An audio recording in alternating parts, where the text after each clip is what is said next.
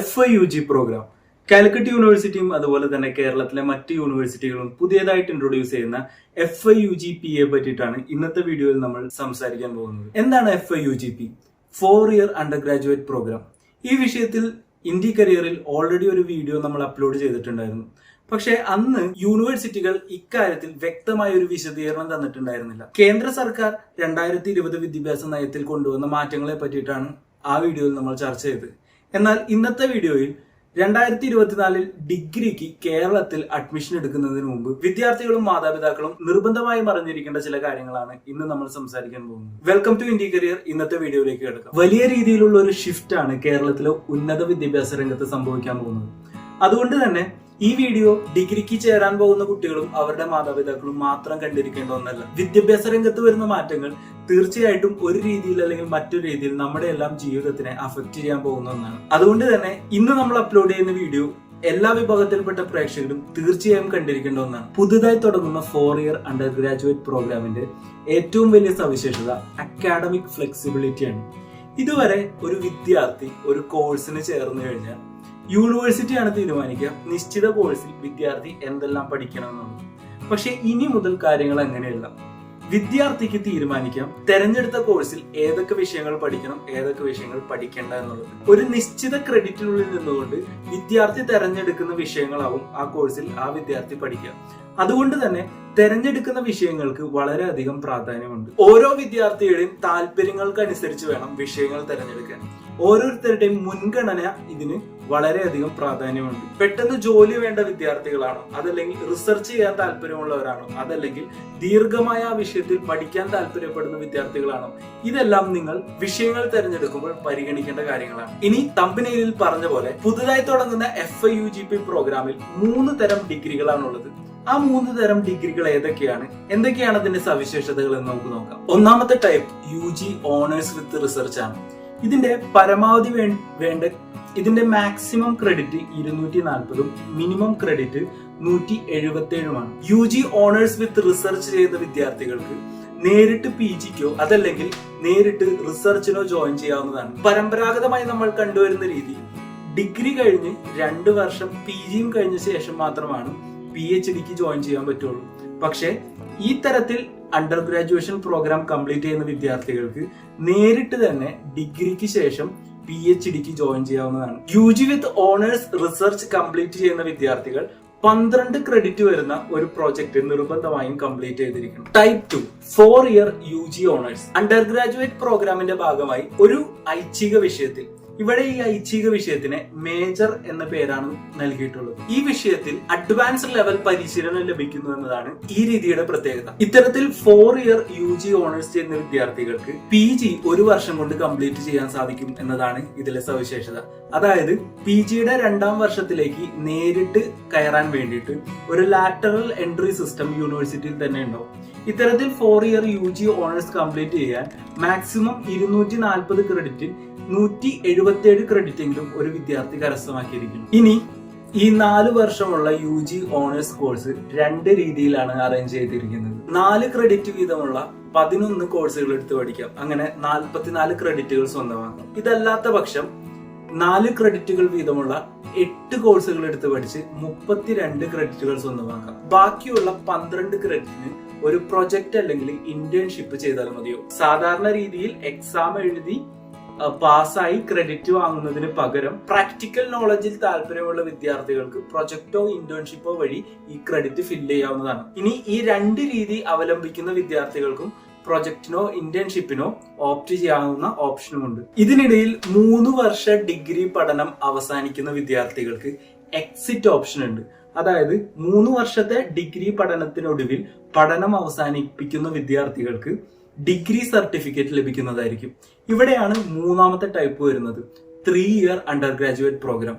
അതായത് ഇത്രയും നാളും നിലനിന്ന പോലത്തെ 3-year ഡിഗ്രി പ്രോഗ്രാം. ഇത്തരത്തിൽ ഡിഗ്രി കരസ്ഥമാക്കുന്നതിന് പരമാവധി 180 ക്രെഡിറ്റിൽ നിന്നും 133 ക്രെഡിറ്റ് സ്കോർ ലഭിച്ചാൽ മതിയാകും. അങ്ങനെ 3 വർഷം കൊണ്ട് 133 ക്രെഡിറ്റ് സ്കോർ ലഭിക്കുന്ന വിദ്യാർത്ഥികൾക്ക് സാധാരണ ഡിഗ്രി സർട്ടിഫിക്കറ്റുമായിട്ട് പുറത്തു പോകാവുന്നതാണ്. ഇനി എങ്ങനെയാണ് ഈ 3-year ഡിഗ്രി കോഴ്സ് സജ്ജീകരിച്ചിട്ടുള്ളതെന്ന് നോക്കാം. 17 മേജർ പാത്വേ കോഴ്സുകളിൽ നിന്നായിട്ട് 68 ക്രെഡിറ്റും 6 മൈനർ പാത്വേ കോഴ്സുകളിൽ നിന്നായി 24 ക്രെഡിറ്റും 2 ഇന്റേൺഷിപ്പ് അല്ലെങ്കിൽ അപ്രന്റീഷിപ്പ് പ്രോഗ്രാമുകളിൽ നിന്നായിട്ട് 2 ക്രെഡിറ്റും അങ്ങനെ ടോട്ടൽ ആദ്യത്തെ 3 വർഷങ്ങളിലെ FIUGP പ്രോഗ്രാമിലെ 23 കോഴ്സുകളിൽ നിന്നായിട്ട് 94 ക്രെഡിറ്റുമാണ് വിദ്യാർത്ഥികൾ കരസ്ഥമാക്കേണ്ടത്. ഇത് ഏകദേശം മൊത്തം ഡിഗ്രി കോഴ്സിന്റെ 70% വരും. ഇത് ഡിസിപ്ലിൻ സ്പെസിഫിക് കോഴ്സുകളാണ് ഈ 70%.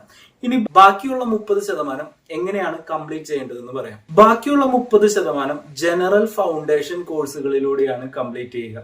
അത് ഏകദേശം 39 ക്രെഡിറ്റോളം വരും. ഇനി ഈ മേജർ പാത്വേ ക്രെഡിറ്റ് സ്കോർ എന്നൊക്കെ പറയുമ്പോൾ നിങ്ങൾക്ക് സംശയം തോന്നുന്നുണ്ടെങ്കിൽ അതിനെ പറ്റിയിട്ട് ഡീറ്റെയിൽ ആയിട്ട് എക്സ്പ്ലെയിൻ ചെയ്യുന്ന ഒരു വീഡിയോ തൊട്ടടുത്തതായിട്ട് ചാനലിൽ അപ്ലോഡ് ചെയ്യുന്നതായിരിക്കും. ഇത് കാണുന്നവർ അതും കൂടി തീർച്ചയായിട്ടും കാണാൻ ശ്രദ്ധിക്കുക. നേരത്തെ ഈ പറഞ്ഞ ജനറൽ ഫൗണ്ടേഷൻ കോഴ്സുകൾ എന്തൊക്കെയാണെന്നല്ലേ, ഇപ്പോഴത്തെ നിലവിലെ ഡിഗ്രി കോഴ്സുമായി താരതമ്യം ചെയ്ത് പറയുകയാണെങ്കിൽ 6 ഇംഗ്ലീഷ് ലാംഗ്വേജ് പേപ്പറുകളും 4 സെക്കൻഡ് ലാംഗ്വേജ് പേപ്പറുകളും അതുപോലെ ഒരു ഓപ്പൺ കോഴ്സുമാണ് നിലവിലെ ജനറൽ ഫൗണ്ടേഷൻ കോഴ്സുകൾ. പക്ഷേ ഇനിയുള്ള ജനറൽ ഫൗണ്ടേഷൻ കോഴ്സുകളിൽ കാര്യമായ വ്യത്യാസങ്ങളാണ് വരാൻ പോകുന്നത്. നിലവിലുള്ള സിസ്റ്റത്തിന് പകരം വിദ്യാർത്ഥി പഠിക്കേണ്ടി വരിക എബിലിറ്റി എൻഹാൻസ്മെന്റ് കോഴ്സ് AEC 4 കോഴ്സുകളാണ് ചെയ്യേണ്ടി വരിക.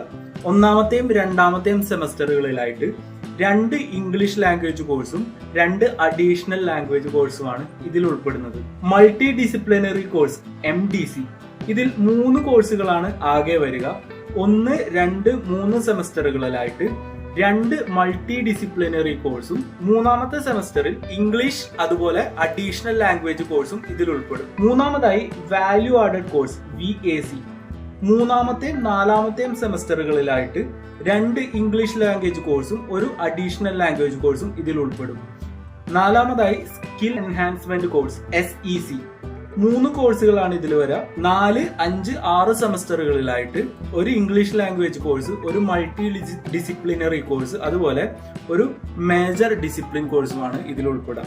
അങ്ങനെ ആകെ മൊത്തം 13 കോഴ്സുകളിൽ നിന്നായി 39 ക്രെഡിറ്റുകളാണ് ഈ ജനറൽ ഫൗണ്ടേഷൻ കോഴ്സുകൾക്ക് കീഴിൽ വരിക. അങ്ങനെ 3 വർഷം കൊണ്ട് 133 ക്രെഡിറ്റ് ആകെ ലഭിച്ചാൽ ഡിഗ്രി സർട്ടിഫിക്കറ്റ് ലഭിക്കും. ഇത്രയുമാണ് 3 തരം ഡിഗ്രി കോഴ്സുകൾ. ഇതിനു പുറമെ പഠനത്തോടൊപ്പം വൊക്കേഷണൽ കോഴ്സുകൾ ചെയ്യാനുള്ള അവസരവും വിദ്യാർത്ഥികൾക്ക് ലഭിക്കുന്നുണ്ട്. എന്താണ് വൊക്കേഷണൽ കോഴ്സുകൾ എന്നല്ലേ? നിലവിൽ സമൂഹത്തിൽ ഏറ്റവും അധികം തൊഴിൽ സാധ്യതകളുള്ള വിഷയങ്ങൾ വൊക്കേഷണൽ മൈനർ കോഴ്സുകളായി തെരഞ്ഞെടുത്ത് വിദ്യാർത്ഥികളെ നേരിട്ട് തൊഴിലിനു വേണ്ടി സജ്ജരാക്കുക എന്നതാണ് ഇതിന് പിന്നിലുള്ള ലക്ഷ്യം. ഏതെങ്കിലും ഒരു ഫീൽഡ് ബേസ്ഡ് ആയിട്ടുള്ള എക്സ്പീരിയൻസും ഹാൻഡ് ഓൺ ട്രെയിനിങ്ങും ഇതിന്റെ ഭാഗമായിട്ട് വരും. ഇത്രയും നാളും കേരളത്തിൽ നിന്ന് ഡിഗ്രി പഠിച്ചിറങ്ങുന്ന വിദ്യാർത്ഥികൾ നേരിട്ട് കൊണ്ടിരുന്ന ഏറ്റവും വലിയ വെല്ലുവിളി എംപ്ലോയബിലിറ്റി കുറവാണെന്നുള്ളതാണ്. അതായത് ഏതെങ്കിലും ഒരു വിഷയത്തിൽ ഡിഗ്രി പഠിച്ചിറങ്ങുന്ന വിദ്യാർത്ഥികൾ കോർപ്പറേറ്റ് ഫ്രണ്ട്ലി അല്ല. അതായത് സമൂഹത്തിൽ അല്ലെങ്കിൽ കോർപ്പറേറ്റ് മേഖലയിൽ ആവശ്യമായ സ്കില്ലുകൾ ഈ വിദ്യാർത്ഥികൾക്ക് ഇല്ല എന്നുള്ളതാണ് ഏറ്റവും വലിയ പോരായ്മയായി ചൂണ്ടിക്കാണിച്ചുകൊണ്ടിരുന്നത്. എന്നാൽ ഇനി മുതൽ ഡിഗ്രി പഠനത്തോടൊപ്പം തന്നെ വിദ്യാർത്ഥികളെ കോർപ്പറേറ്റ് ലോകത്തിന് ആവശ്യമായിട്ടുള്ള സ്കില്ലുകൾ കൂടി എൻഹാൻസ് ചെയ്തുകൊണ്ട് എംപ്ലോയബിലിറ്റി ഇൻക്രീസ് ചെയ്യുന്ന രീതിയിലുള്ള സ്കിൽഡ് ആയിട്ടുള്ള പ്രൊഫഷണൽസ് ആയിട്ട് മാറ്റിക്കൊണ്ട് കോളേജുകളിൽ നിന്ന് തന്നെ പുറത്തിറക്കുക എന്നുള്ളതാണ് ഇതിന്റെ ഏറ്റവും വലിയ സവിശേഷത. ഇതിനായി വിദ്യാർത്ഥികൾ തെരഞ്ഞെടുക്കുന്ന ഒരു ഇൻഡസ്ട്രിയിൽ നിന്നും ഒരു ഇൻസ്റ്റിറ്റ്യൂഷനിൽ നിന്നോ അല്ലെങ്കിൽ ഒരു ലീഡിംഗ് കമ്പനിയിൽ നിന്നോ ഒരു ഇന്റേൺഷിപ്പ് കംപ്ലീറ്റ് ചെയ്യേണ്ടതുണ്ട്. വിദ്യാർത്ഥിയുടെ ഡിഗ്രി പഠന കാലയളവിലെ ആദ്യത്തെ 2 വർഷങ്ങൾക്കുള്ളിൽ തന്നെ ഈ ഇന്റേൺഷിപ്പ് പ്രോഗ്രാം കംപ്ലീറ്റ് ചെയ്യണം. ഇതിൽ 2 ക്രെഡിറ്റ് സ്കോർ ആണ് വിദ്യാർത്ഥിക്ക് ലഭിക്കുക. പഠിക്കുന്ന കോളേജിൽ ഇതിനുള്ള അവസരങ്ങൾ സാഹചര്യങ്ങൾ ഉണ്ട് എങ്കിൽ ആ കോളേജിൽ നിന്ന് തന്നെ ഇന്റേൺഷിപ്പ് കംപ്ലീറ്റ് ചെയ്യാവുന്നതാണ്. ഇനി വളരെ പ്രധാനപ്പെട്ട ഒരു കാര്യം, വളരെ ബ്രില്യന്റ് ആയിട്ടും എക്സ്ട്രാ ഓർഡിനറി ആയിട്ടും പഠന മികവ് കാട്ടുന്ന വിദ്യാർത്ഥികൾക്കായിട്ട് N-1 സ്റ്റഡി സിസ്റ്റം ആദ്യമായിട്ട് കേരളത്തിലെ യൂണിവേഴ്സിറ്റികൾ ഇൻട്രൊഡ്യൂസ് ചെയ്യുകയാണ്. അതായത് അണ്ടർ ഗ്രാജുവേറ്റ് പ്രോഗ്രാമിന്റെ ആദ്യത്തെ 4 വർഷം ആദ്യത്തെ 7 സെമസ്റ്ററുകൾ കൊണ്ട് തന്നെ ആവശ്യമായിട്ടുള്ള ക്രെഡിറ്റ് സ്കോറുകൾ വിദ്യാർത്ഥി നേടുകയാണെന്നുണ്ടെങ്കിൽ 6 മാസം മുമ്പേ തന്നെ UG പ്രോഗ്രാം അവസാനിപ്പിക്കാവുന്നതാണ്. 8ാമത്തെ സെമസ്റ്റർ മിടുക്കരായിട്ടുള്ള വിദ്യാർത്ഥികൾക്ക് ഒഴിവാക്കാവുന്നതാണ്. ഈ സമയം വിദ്യാർത്ഥികൾക്ക് ഉപരിപഠനത്തിന് വേണ്ടിയിട്ടുള്ള എൻട്രൻസ് പരീക്ഷകൾക്കോ മറ്റനുബന്ധ ആവശ്യങ്ങൾക്കോ വേണ്ടിയിട്ട് ചെലവഴിക്കാം. കാലിക്കറ്റ് യൂണിവേഴ്സിറ്റിക്ക് സ്പെസിഫിക് ആയിട്ടാണ് ഈ വീഡിയോ നമ്മൾ പറഞ്ഞു വെക്കുന്നത് എങ്കിലും വരുന്ന മാറ്റങ്ങളിൽ പ്രധാനപ്പെട്ട ഒരു മാറ്റം യൂണിവേഴ്സിറ്റികൾ തമ്മിലുള്ള ബൗണ്ടറികൾ ഇല്ലാതാകുന്നു എന്നതാണ്. ഒരേ സമയം ഒരു വിദ്യാർത്ഥിക്ക് ഒരേ കോഴ്സിന് കീഴിൽ വരുന്ന വിഷയങ്ങൾ വ്യത്യസ്ത യൂണിവേഴ്സിറ്റികളിൽ നിന്നും പഠിച്ചിറങ്ങാവുന്നതാണ്. കേരളത്തിലെ യൂണിവേഴ്സിറ്റികളെ ഇന്റഗ്രേറ്റ് ചെയ്യുക എന്നൊരു ലക്ഷ്യം കൂടി ഈ വിദ്യാഭ്യാസ നയത്തിന് കീഴിൽ വരുന്നുണ്ട്. കേരളത്തിലെ ഉന്നത വിദ്യാഭ്യാസം ദേശീയ അന്തർദേശീയ തലങ്ങളിലേക്ക് ഉയർത്താൻ തക്കവണ്ണമുള്ള മാറ്റങ്ങളാണ് ഇവയൊക്കെ. ഈ വീഡിയോ നിങ്ങൾക്ക് ഉപകാരപ്രദമായി എന്ന് കരുതുന്നുണ്ടെങ്കിൽ തീർച്ചയായിട്ടും മറ്റുള്ളവരിലേക്കും ഇത് ഷെയർ ചെയ്യാൻ മറക്കരുത്. അടുത്തൊരു വീഡിയോ ആയിട്ട് കാണും വരെ ഗുഡ് ബൈ.